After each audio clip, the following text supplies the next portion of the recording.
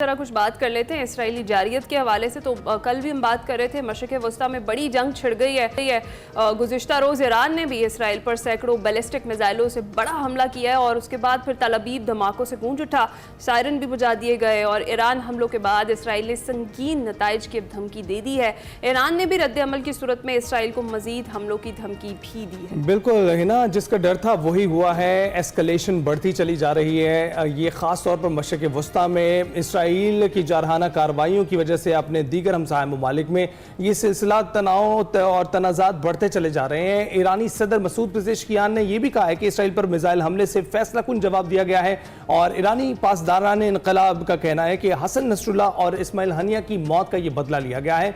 आपको ये बताएं कि दूसरी जानिब इसराइल का यह कहना है कि हमारे दिफाई निज़ाम ने बेशतर ईरानी मिसाइल फ़ज़ा में ही तबाह कर दिए थे, ईरान को हमले की भारी कीमत चुकाना पड़ेगी। जबकि ईरानी मीडिया ये रिपोर्ट कर रहा है कि उन्होंने अपने अहदाफ को कामयाबी से निशाना बनाया है और तकरीबन 80 से 90% जो अहदाफ हैं वो टारगेट किए गए हैं, वहाँ पर मिसाइल गिरे हैं, वहाँ पर नुकसान हुआ है। लेकिन अभी तक इसराइल की जानिब से जो जानी और माली नुकसान की जो इतलात हैं वो हम तक नहीं आ सकी हैं। सिर्फ ये बताया जा रहा है कि 2 अफराद इसमें हलाक हुए हैं। दूसरी जानिब अमरीकी सदर जो बाइडन ने ईरानी हमलों के बाद अमरीकी अफवाज को इसराइल का दिफा करने का हुक्म दे दिया है। बिल्कुल इसी तरह से ये सारी सूरत हाल बन रही है मशरिक़ वस्ता की, इस पर हम बात कर लेते हैं। डॉक्टर जमील अहमद खान साबिक सफ़ीर हमारे साथ मौजूद है। अस्सलाम वालेकुम डॉक्टर साहब, गुड मॉर्निंग। ये जो सिचुएशन, गुड मॉर्निंग डॉक्टर साहब, ये जो पूरी सिचुएशन बनती हुई हम देख रहे हैं मशरिक़ वस्ता की, हम एक्सपेक्ट तो कर रहे थे कि ईरान की तरफ से भी रद्द-ए-अमल आएगा, तो अब ये रद्द-ए-अमल आया है ईरान की तरफ से। आगे इस जंग को मजीद फैलता हुआ देख रहे हैं फिर आप? जी, ये जंग तो खैर फैलेगी, लेकिन फिल वक्त महसूस होता है कि इसमें कुछ बैकडोर डिप्लोमेसी चलती रही और इसके सबूत इस तरह मिलते हैं या इसका इशारे इस तरह मिलते हैं कि एक तरफ तो शिद्दत बड़ी तेजी से बढ़ गई थी, आगे तपिश बढ़ गई थी इजराइल की तरफ से और ईरान ने भी बड़े वाज़ेह कर दिया था। बल्कि ईरान ने तो वाज़ेह कर दिया था जब इस्माइल हनिया साहब को शहीद किया गया था और उसके बाद जब हसन नसरुल्लाह साहब की शहादत हुई तो उस वक्त वाज़ेह कर दिया था और ये इल्म था पूरी दुनिया को कि ईरान किसी न किसी वक्त हमला करेगा।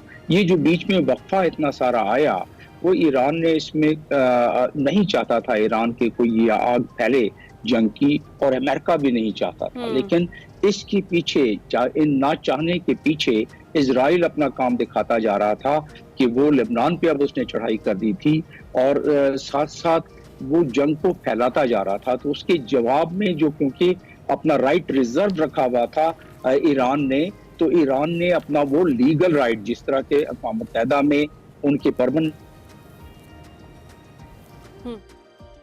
डॉक्टर जमील की आवाज़ हम तक आना जो है इस वक्त इस तरह इस्तेमाल किया है। जी डॉक्टर साहब से मैं कह रहा हूं कि लीगल राइट उन्होंने अपना इस्तेमाल किया है। ईरान ने लीगल राइट अपना इस्तेमाल किया है, मैं ये बता रहा हूं आपको।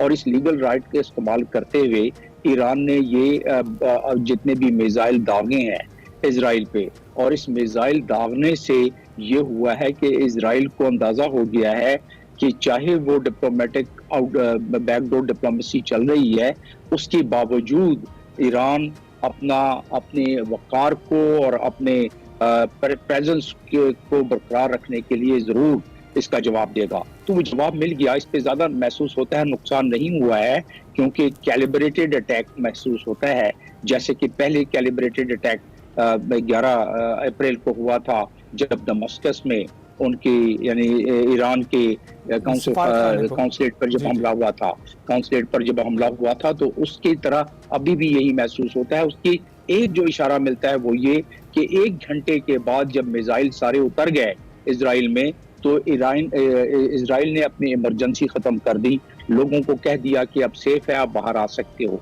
तो ये एक काफ़ी मुझे इशारा इसमें मिलता है कि जो बैकडोर डिप्लोमेसी, जिसमें ओमान भी इन्वॉल्व है, जिसमें स्विट्ज़रलैंड भी इन्वॉल्व है, उसकी वजह से वो थोड़ा सा कंट्रोल है ये। लेकिन ईरान ने बिल्कुल वाज़ेह कर दिया है कि ये ग्लिम्पसेस हैं जो हमने आपको दिखलाए हैं, ये सिर्फ हमने आपको अक्स दिखलाया है। अगर आपने ये मामला दरअंदाजी नहीं छोड़ी ईरान के खिलाफ या जो लबनान में इंट्रूजन की है, तो हम फिर इससे ज़्यादा कर सकते हैं। ये उन्होंने इशारा दे दिया।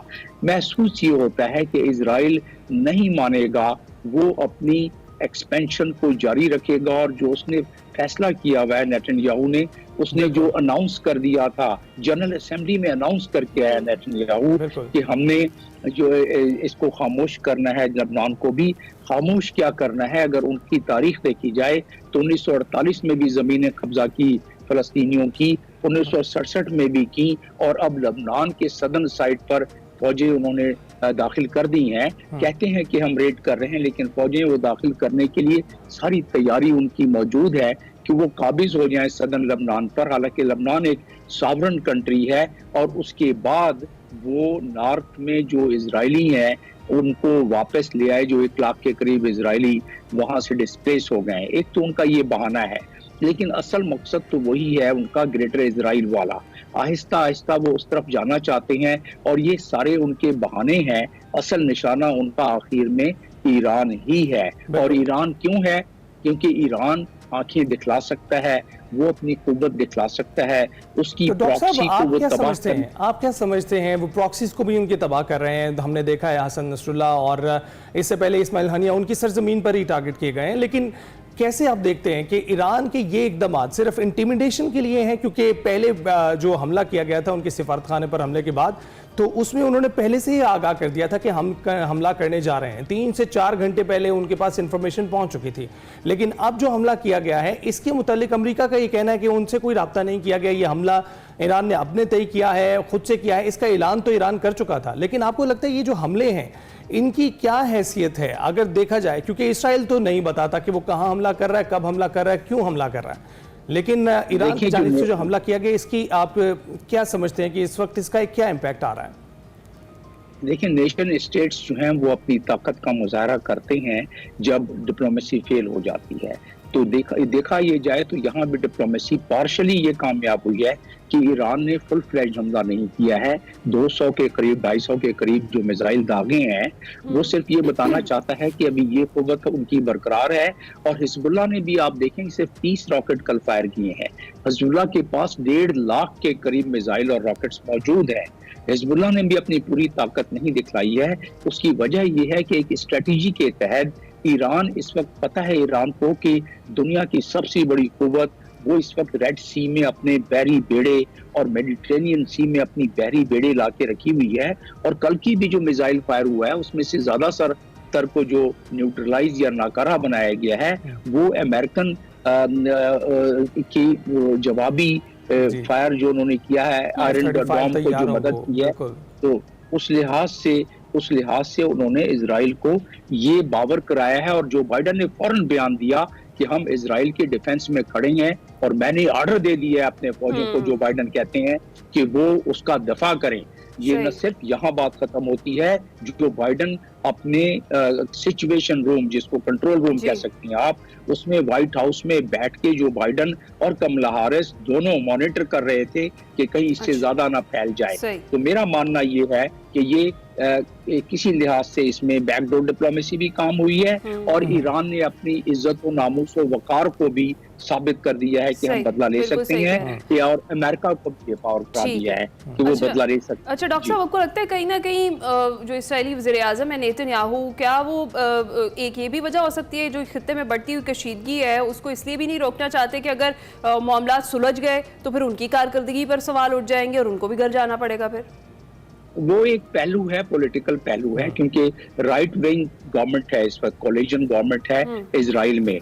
और वो इसी, देखिए नेतन्याहू तो इस वक्त जेल में होते करप्शन पर, क्योंकि वो उसमें पहले भी उनके साथ ऐसी उनके जो साबका प्राइम मिनिस्टर रहे हैं, तो वो तो जेल में होते। उन्होंने ये गर्मा गर्मी जो पैदा की है उसमें सियासी फायदा अपनी जगह पर, लेकिन अगर बड़े पैराहे में देखा जाए तो इजराइल का ये एक पुरानी प्लानिंग है, जिसको ग्रेटर इजराइल यानी नाइल से लेके यूफ्रेट तक वो कहते हैं कि मजहबी तौर पर ये हमारा हक है और खुदा ताला ने ये जमीन हमें भेजी है, हमें दी है। तो ये 1897 से इसकी जो इस ख्याल का और इस आइडियोलॉजी की जो बुनियाद डाली गई स्विट्जरलैंड में, जायोनिज्म की बुनियाद डालते हुए, उस वक्त से लेके अब तक जिस जिस तरह उन्होंने सोचा उस तरीके से वो कर रहे हैं। तो लिहाजा यस, एक पहलू ये जरूर है कि नेतन्याहू की भी अपनी हुकूमत बच रही है, लेकिन फार राइट है।